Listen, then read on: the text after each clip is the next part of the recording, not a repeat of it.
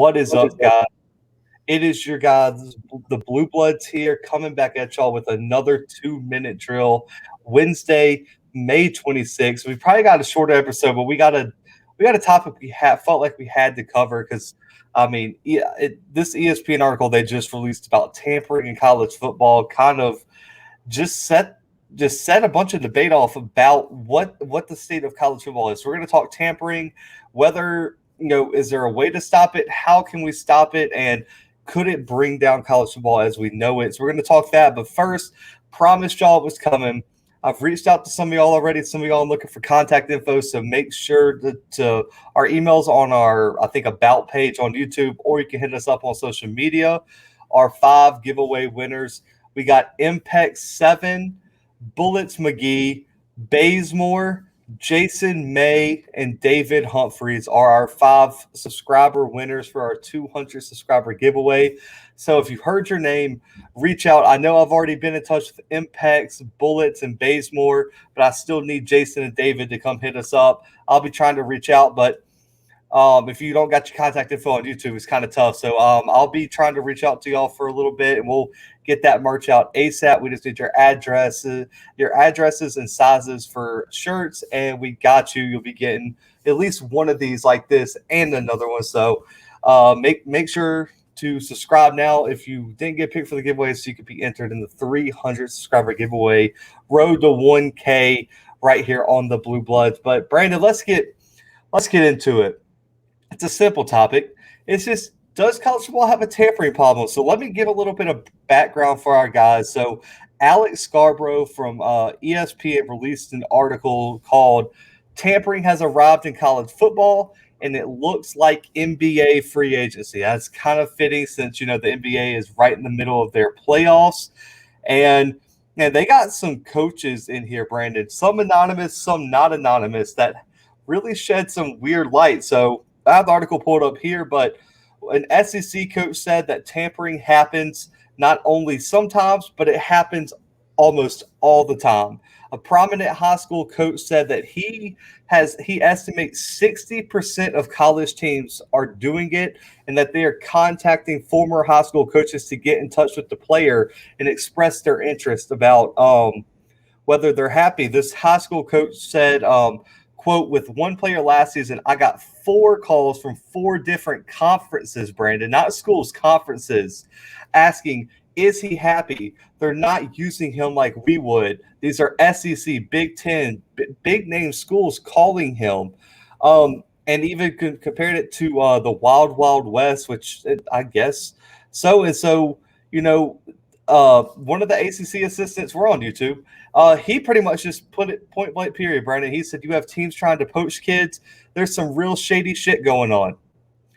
So pretty strong. And UAB coach Bill Clark has been very, very vocal about it. The transfer market, Nick Saban advocated for like some type of rule of like a civil rule for college coaches to not recruit other teams' players, but and Eli Drinkowicz, new to the SEC, Missouri head coach, said that what good would NCAA oversight do? He said that the NCAA still failed to penalize the coaches in college basketball who were involved in the FBI investigation. He said, if y'all haven't even punished them, what are you going to punish for tampering? There's no type of enforcement. And, Sonny Dykes for SMU said, if you ain't cheating, you ain't trying. Well, that is pretty true. And Bill Clark, Brandon, he said that he actually had a player that he actually got told by high school coaches were being contacted about reaching out for interest in this player who never expressed interest to transfer. They just said, hey, you go to UAB, my guy.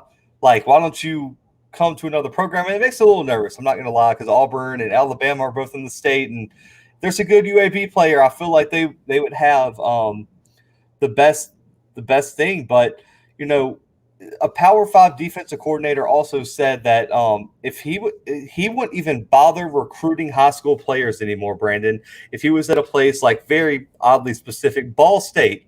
is actually the example he used, is that places in the MAC really shouldn't even recruit decent high school players with a lot of potential, because he said, why spend all that time developing the kid just for him to leave once he gets good? He said that there's repercussions, and that, it's putting a lot of these group of 5 programs at risk. So, Brandon, thoughts on tampering, and is there any way to really stop this from happening in college football? Well, I mean, let's go ahead and answer that second question real quick. There's no chance. I mean, how are they going to enforce this, Zach? They can't even enforce the rule where you can't pay players to play for your program. We're not talking about name, image, likeness here, Zach. We're talking about straight up pay for play, which honestly isn't the worst thing in the world. We both have our opinions on it. I think players should be able to be paid. You don't. It's whatever. Now, they can't stop that. How in the world are they going to stop tampering? And I guess the second question here is, should they? And I don't know that they should, to be completely honest. The recruiting process, why does it have to stop once you're committed to one school? Yes, you sign your letter of intent, but players transfer all the time. We're making it easier and easier, Zach, every single day. I mean, we expect the SEC to come out on June 3rd with their I guess, new rule where you can transfer within conference and play immediately. That's unheard of, man. I mean, think back 2-3 years ago. Good God. I mean, you can't transfer back home to play football for a school in your hometown when you have dying family members. The NCAA is shooting that down. Things have changed, man. So why not be able to reach out to a player? Why not continue this recruiting trail? If a player's not happy, they're going to transfer anyway. Why not go ahead and get your foot in the door? And I mean, yes, I could see where that might be an issue for these smaller schools. But to be completely honest with you, man, if you're going to one of these smaller schools to start with, yes, I understand that a lot of players do transfer if they have the talent. That's going to happen anyway. I mean, if you're sitting here at one of these small schools, let's take, for instance, Derek King at Houston. He's in a group of 5 school. What happens? He doesn't like the situation there. He knows he has the talent to play for a Power 5 school. He transfers to Miami. I don't know, man. I don't think it's the worst thing in the world. I don't think it's going to kill the group of 5 schools. And I don't understand why we have to cut off the recruiting trail just because you're at one school. Strong. Totally caught me off guard with that one. Didn't think this was the way we were going to take this conversation here. But I mean, there's got to be a limit, though. I mean, so it's easy to say that now because you're an LSU fan, and odds are LSU's not losing their top players to other universities because they're one of the top schools. But Randy, you're in Louisiana, so let's say you're a Tulane fan, and you finally you take that 2-star kid and you turn him into one of the best quarterbacks in the country.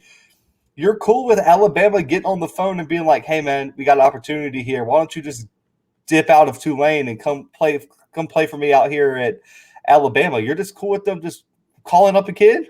At the end of the day, Zach, I think it's not so much about the program as it is about the kids. I mean, it's the same reason that I'm for pay for play. It's the same reason. I mean, let's give the power to the players, dude. I mean, this is like EA Sports out here.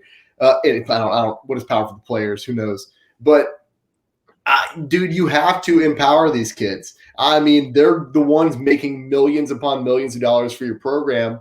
Why can't they be the ones who have the decision? Why can't we do things in their favor for once?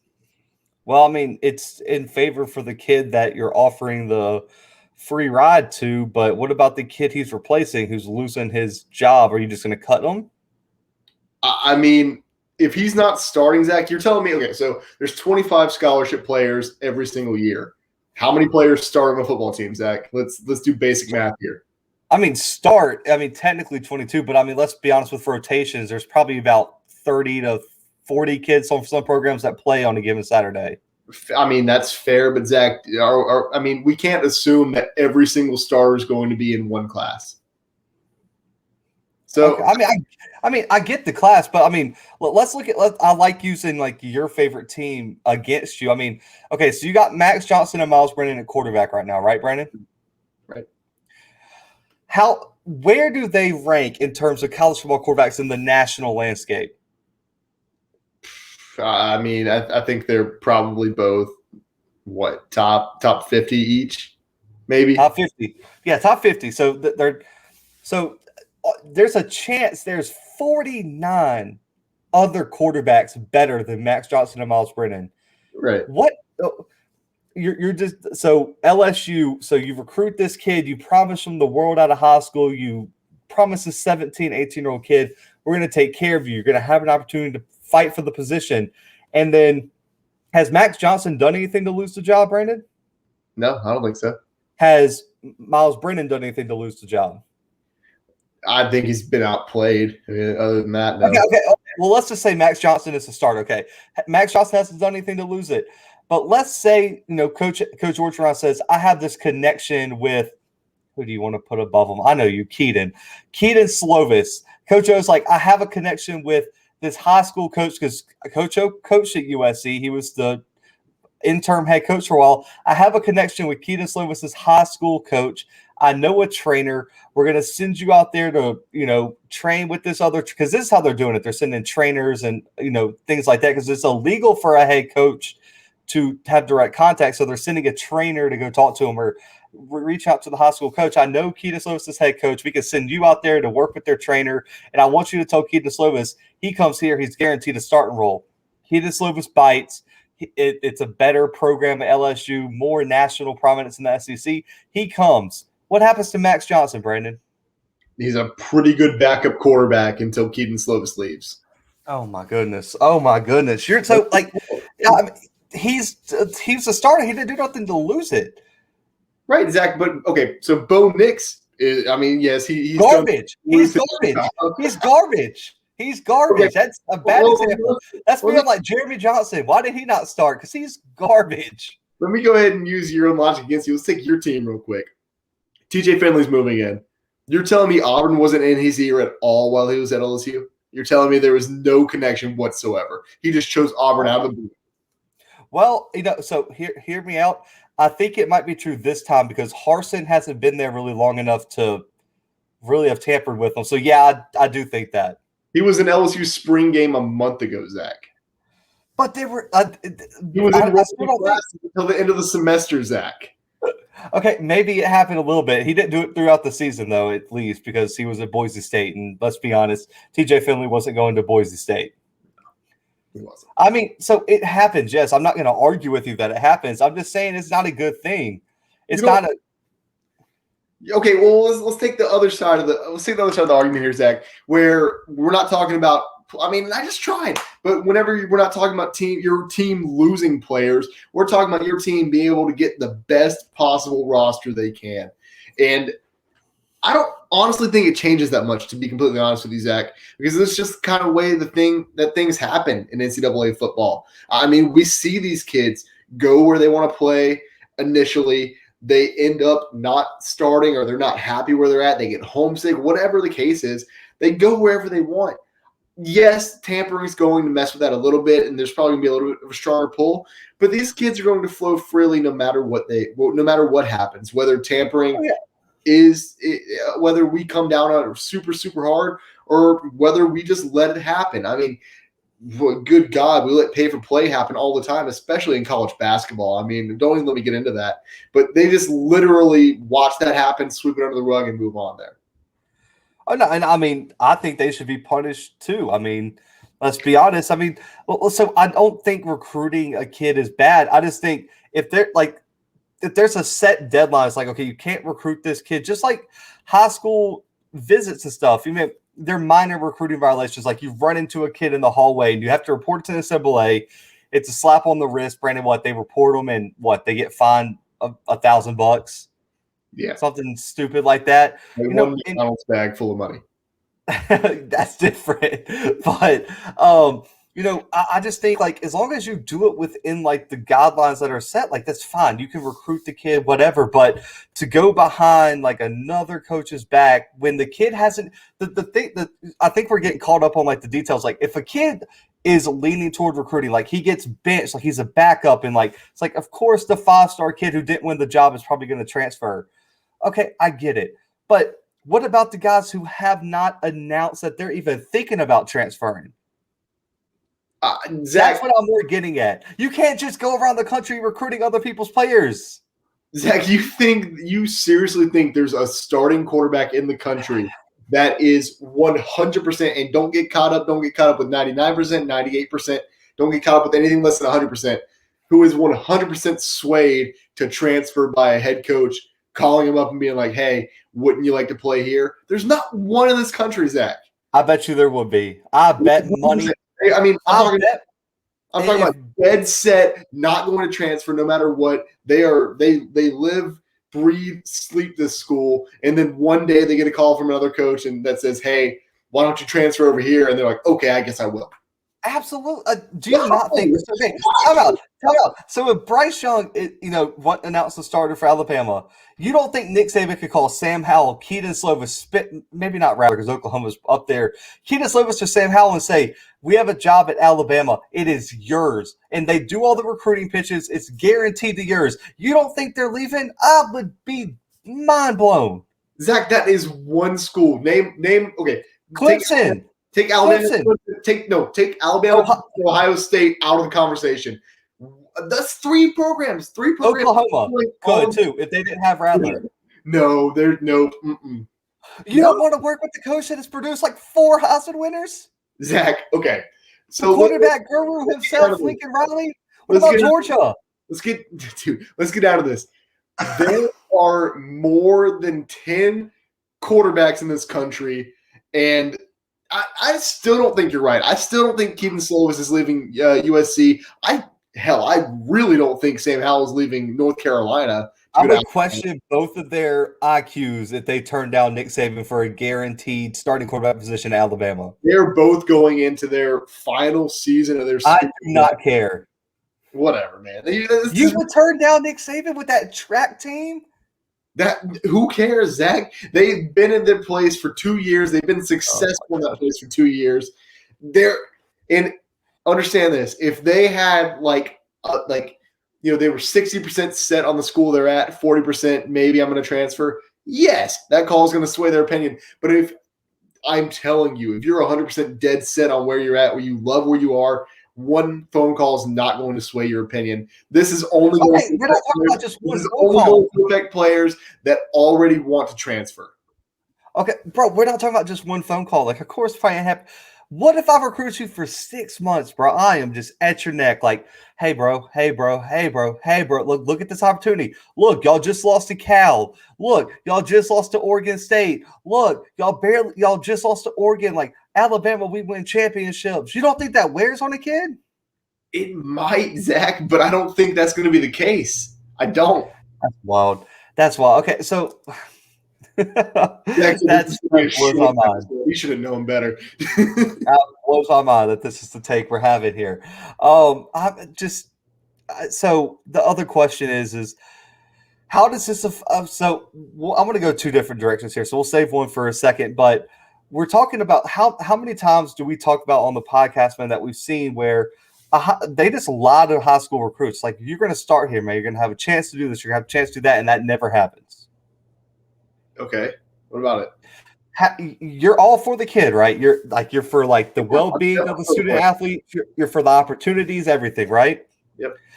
How likely is it that some of the kids that they recruit will just be from rival schools to weaken them, and they do not give them the opportunities they promised just to weaken their rival? And don't say it doesn't happen, because negative recruiting is the biggest thing in college football. It's not the biggest thing in college football. What are you talking about? You are sick.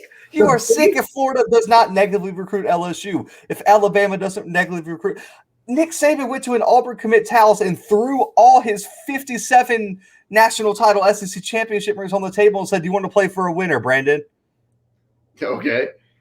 Zach, I don't think it's the biggest thing in college football. That's what I'm laughing. It's one of the most popular strategies. Let's just be honest. Okay, but multiple coaches have came out and said that. Like, I am in the scouting academy right now. They have had coaches come in and say, if you don't negatively recruit, you're behind the 8 ball. Sick brag right now. That was cool. Oh my gosh. But I don't need to be in the scouting academy to know that a lot of players are going to see through this. A lot of players. Zach, if you go to Auburn and you love Auburn, I'm talking about you are 100% dead set on Auburn. You think visits from Nick Saban is going to change your mind? No, it's Yes. going to make you sick. What?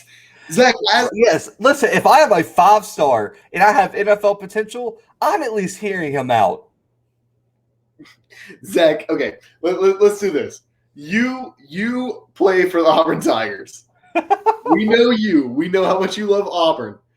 You are a starter on Auburn's football team. You're a junior. You're probably going to the NFL next year. Nick Saban shows up at your house.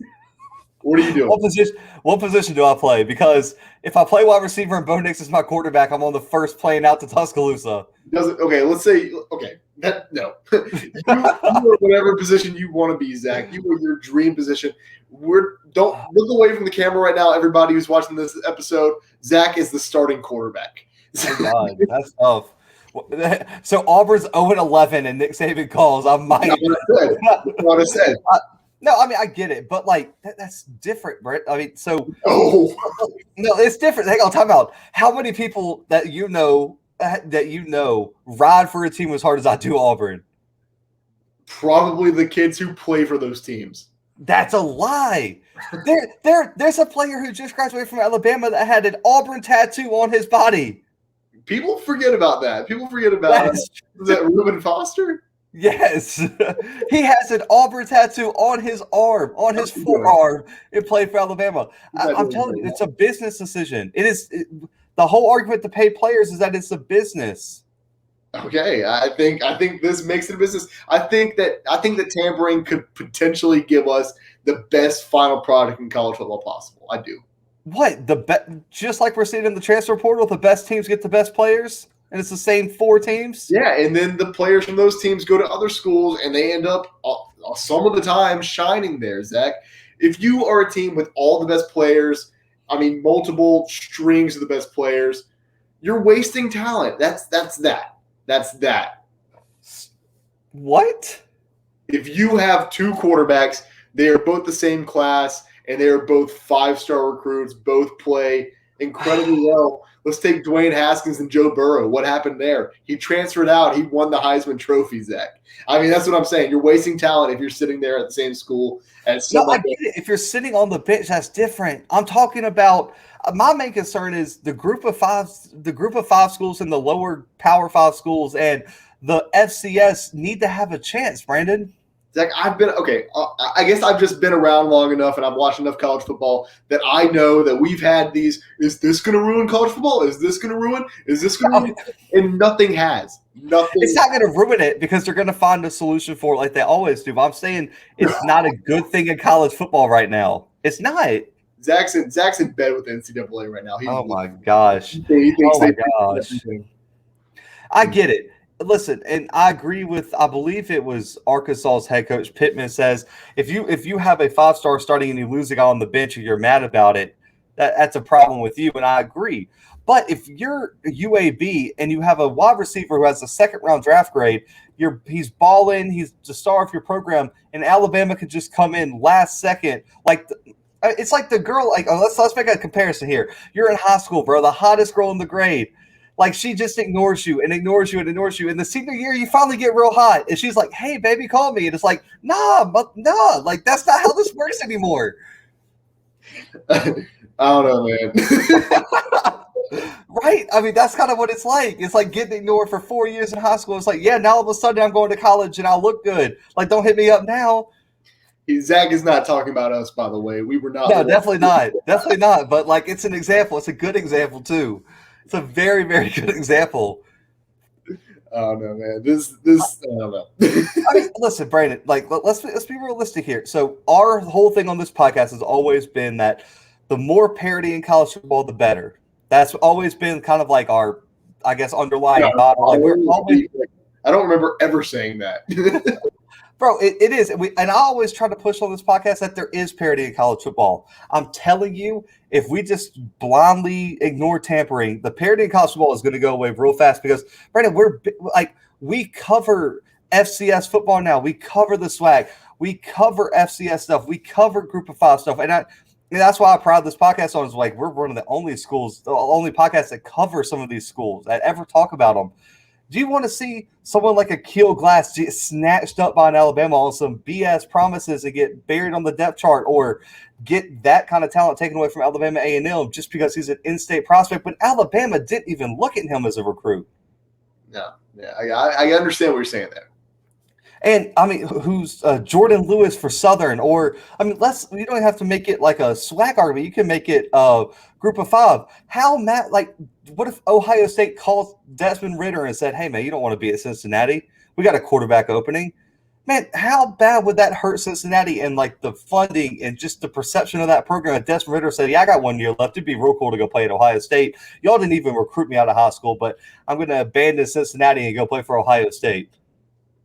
I mean, it would hurt, but you're building a straw man here, is what I'm saying. That I don't think that would happen. You see, I think there's gotta be I know that's gonna be tough to monitor. I get it. And Brandon, I don't think there's any way to completely stop it, but man, you just gotta bring the fist down on some people who just constantly do it. Because I do think it happens a lot. Yeah. I take the coach's word. I think it happened. And there was one, I forgot, I don't know if I said it, but there was a quote in the article where it was like, if you know that if you don't tamper, you're too late to the party and you're probably not going to get that kid. Right. It's tough. So, guys, comment below. Me and Brandon, very passionate about this, apparently.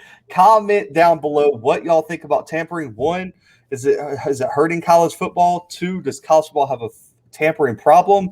And 3, how would y'all fix it? Do you think it hurts the parity of college football, or do you just think like Brandon, it doesn't really matter and it's really kind of a mute problem anyway? So comment below and let us know, man. We'd love to hear y'all's opinions. But guys, that's a wrap on this 2-minute drill. Make sure to go check out our Pac-12 in 31 days. Man, we have a full week. Arizona today, Washington tomorrow, Washington State Friday.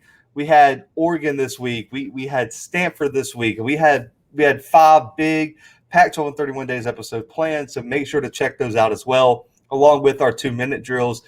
Guys, we got some big things in the work. I'm going to be mute on them right now, but big announcements coming later this week with 2 huge special guests coming on the podcast. So, I'll give y'all a hint. If y'all are an Alabama A&M fans, you might want to tune in. And or if you want to hear the voice of the SWAC, if you know what that means, you also might want to tune in. So make sure to subscribe now, turn on that post notification bell, and give this video a big thumbs up, man. It helps us out. Enter yourself in that 300 subscriber giveaway. And, of course, hashtag road to 1K here on the Bluebloods. We're going to be pushing it until we get there. That way we can interact with y'all better on YouTube. We unlock the community feature, man. That's the only reason I want it. So we can start posting stuff directly to y'all. That way I can get the latest news and updates from the Bluebloods. But guys, for B-Dub, for myself, the 2-minute drill on the Bluebloods, we'll be back tomorrow. But for right now, we are out.